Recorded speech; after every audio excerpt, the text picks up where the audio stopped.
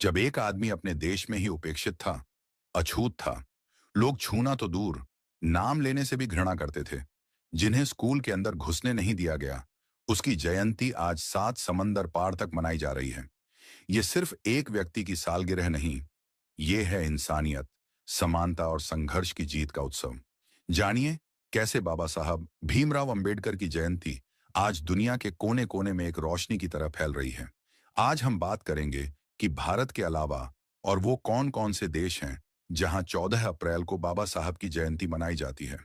अगर इस वीडियो को आप पूरा नहीं देख सकते तो इसे यही छोड़ दीजिए, क्योंकि ये वीडियो बाबा साहब को अपना हीरो मानने वाले साथियों के लिए है। जय भीम साथियों, आप देख रहे हैं आज का अंबेडकरवादी यूट्यूब चैनल। इस चैनल पर आप पहली बार आए हैं तो सब्सक्राइब जरूर कीजिए, और अगर आपने सब्सक्राइब कर लिया है तो कमेंट्स में जय भीम लिखकर यह जरूर बताइए कि इस वीडियो को आप किस गांव शहर से देख रहे हैं। इस वीडियो को फैलाना जरूरी है ताकि उन लोगों की आंखें खुल जाएं जो आज भी बाबा साहब के योगदान को नजरअंदाज करते हैं। 14 अप्रैल तारीख वही है, लेकिन हर साल इसकी चमक और गूंज और भी ज्यादा बढ़ती जा रही है। ये सिर्फ भारत के लिए नहीं, बल्कि पूरी दुनिया के लिए सामाजिक न्याय, मानवाधिकार और समानता का दिन बन चुका है। भारत की बात करें तो ये दिन किसी त्योहार से कम नहीं होता। हर राज्य, हर गली, हर चौराहे पर बाबा साहब की प्रतिमा को फूलों से सजाया जाता है। स्कूलों में भाषण होते हैं, जुलूस निकलते हैं और संविधान की शपथें ली जाती हैं। लेकिन इस बार 2025 में ये उत्सव सिर्फ यही नहीं रुकेगा। दूसरी तरफ समुंदर पार अमेरिका में, न्यूयॉर्क की ठंडी हवाओं में जब जय भीम की गूंज सुनाई देती है तो दिल गर्व से भर उठता है। वहां अब इसे एम्बेडकर इक्विटी डे के नाम से मान्यता मिल चुकी है। कोलोराडो में लोग बाबा साहब के चित्रों के साथ रैली निकालते हैं, जहां लोग अलग अलग रंग, नस्ल और पृष्ठभूमि से आकर एक ही आवाज में कहते हैं, सबके लिए समानता।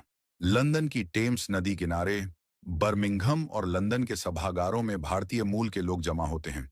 उनकी आंखों में गर्व होता है और हाथों में संविधान।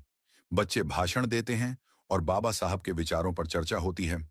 कनाडा के टोरंटो में बर्फीले मौसम में भी गर्मजोशी से मनाया जाता है डॉक्टर B.R. अम्बेडकर दिन समानता। वहां के विधायक भी इस दिन को खास महत्व देते हैं और भारतीय समुदाय के साथ कंधे से कंधा मिलाकर समारोह में भाग लेते हैं। ऑस्ट्रेलिया और न्यूजीलैंड, मेलबर्न और सिडनी की सड़कों पर जब झंडे लहराते हैं तो लगता है जैसे बाबा साहब का सपना वाकई पूरी दुनिया में गूंज रहा है। यहाँ तक कि जापान, जर्मनी और दक्षिण अफ्रीका तक, जहाँ छोटे स्तर पर ही सही, लेकिन बाबा साहब को याद किया जाता है।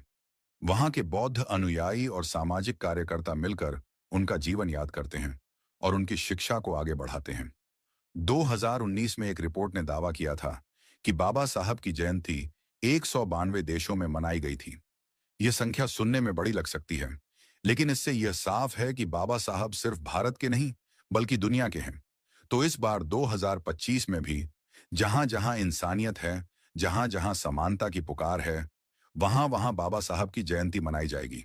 भले ही वो जगह अमेरिका की गलियां हों या अफ्रीका का कोई छोटा सा गांव, अगर वहां कोई बाबा साहब का अनुयायी है तो वहां 14 अप्रैल एक त्योहार होगा, क्योंकि ये जयंती नहीं, ये क्रांति का जश्न है।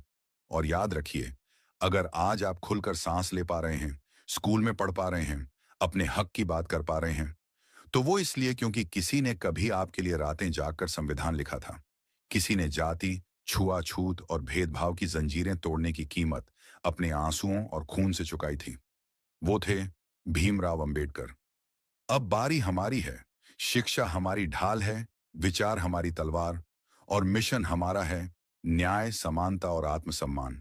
अगर आप भी इस क्रांति का हिस्सा बनना चाहते हैं, अगर आपके दिल में भी बाबा साहब के लिए वही आग है, तो इस मिशन में हमारे साथ जुड़िए।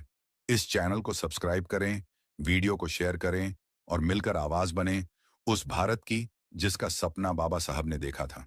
क्योंकि लड़ाई अभी बाकी है, क्रांति अभी जिंदा है और इतिहास फिर से लिखा जाएगा आपके साथ।